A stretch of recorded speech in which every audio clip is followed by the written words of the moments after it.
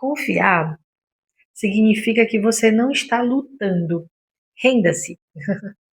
Significa que você não pensa na vida como inimiga, mas como amiga. Quando você confia no rio, subitamente começa a desfrutar. Sejam bem-vindos a mais um encontro do nosso clube de estudos do Tarot de Osho. Eu sou Tuila Cláudia, taróloga, cartomante, professora de tarô. Todas as informações sobre o meu trabalho vocês encontram aqui na bio, sobre o meu curso, sobre a mentoria, sobre os grupos gratuitos que a gente tem no Telegram e no WhatsApp.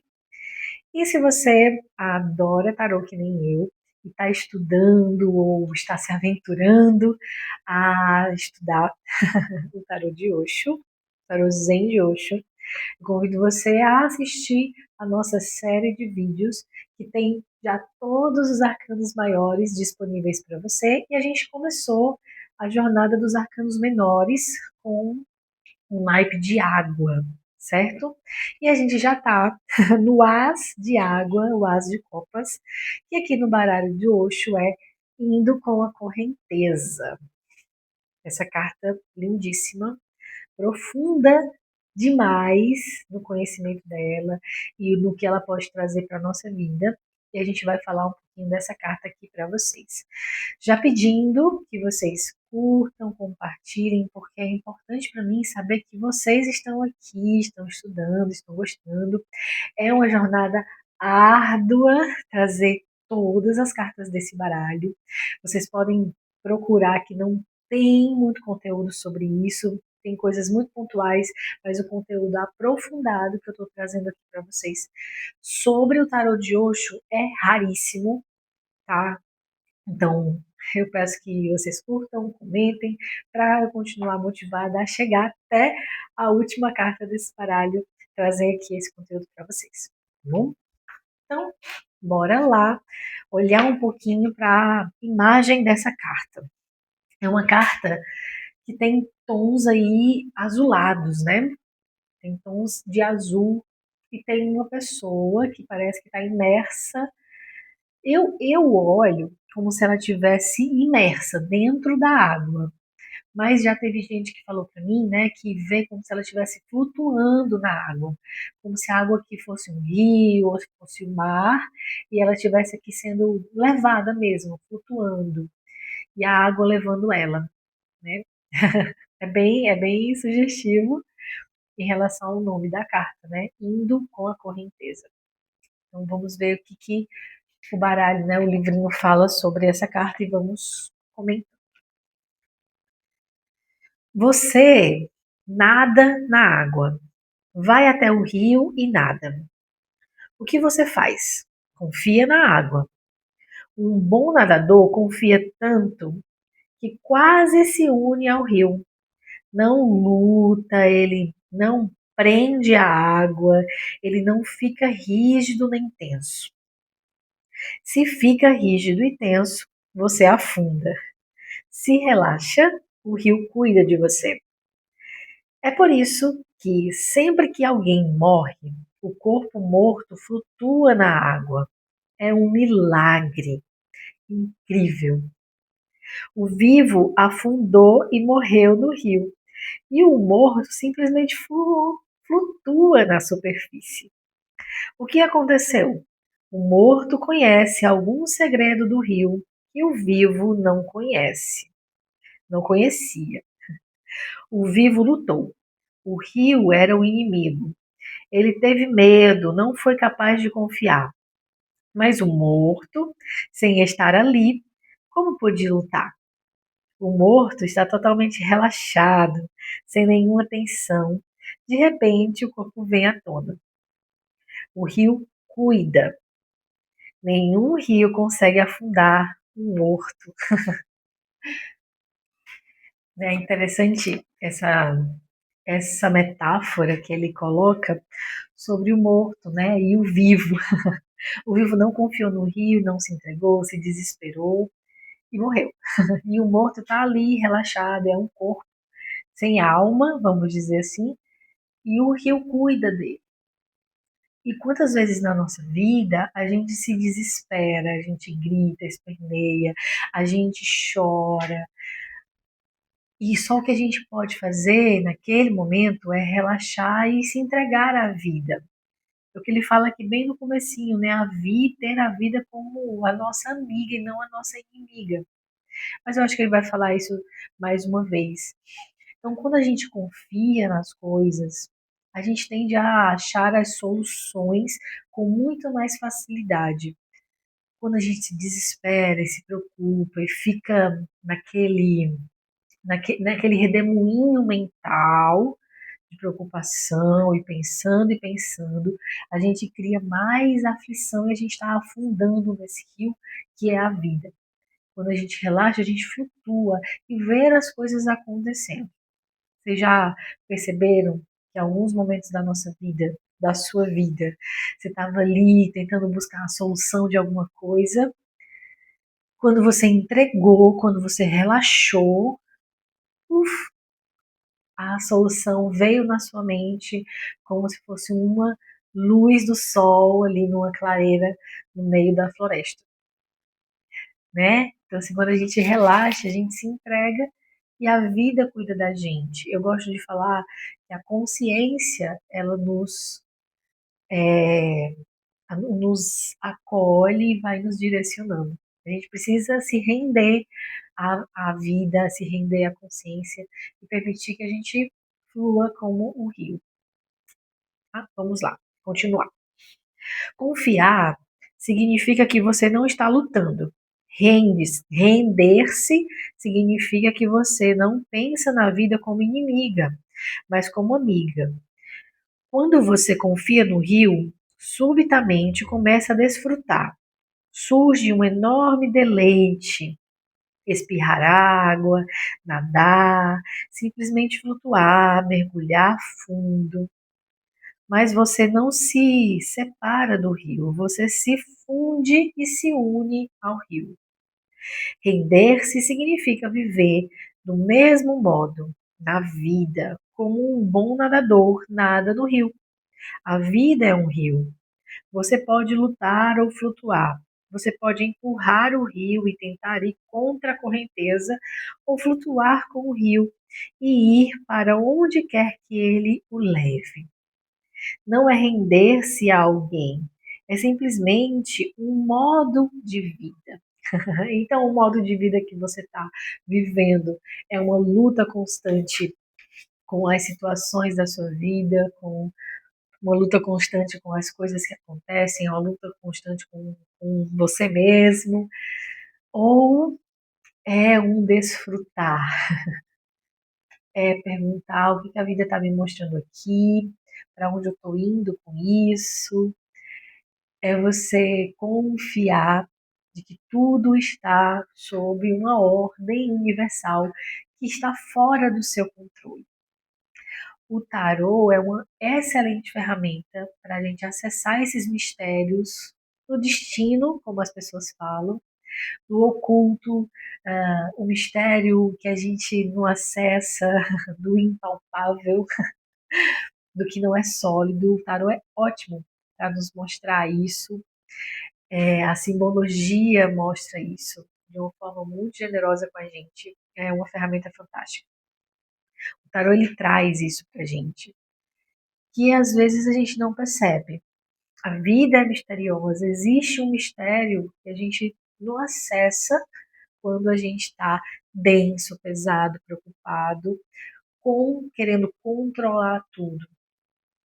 Quando a gente se rende a esse mistério, quando a gente confia e percebe que tudo está sob essa ordem misteriosa, as coisas tendem a ficar muito mais claras, muito mais simples, né? Claro que a gente, quando essa carta ela sai, ela também está falando da gente perceber onde tem muitos gatilhos, onde tem os traumas que não permitem que a gente relaxe, que a gente flutua, que a gente siga o fluxo da vida.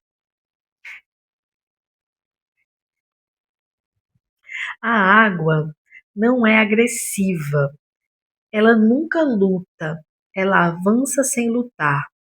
É da água que os chineses e japoneses aprenderam a arte secreta do judô ou do jiu-jitsu.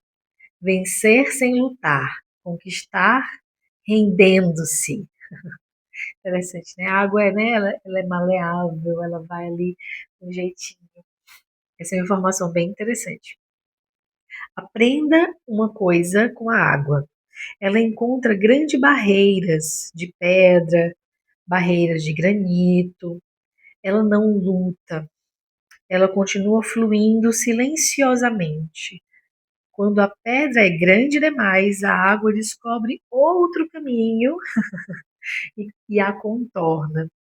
Mas, bem lentamente, o granito se dissolve na água, torna-se areia. Aquilo que era muito sólido, muito rígido, você vai percebendo se desfazendo. E é isso com as emoções, né? É isso quando tem o, a emoção maior que a gente fala, né? Que é o amor. Quando você tem o amor, ele vai contornando as situações, ele vai abraçando e vai ter uma hora que as barreiras vão se desfazendo.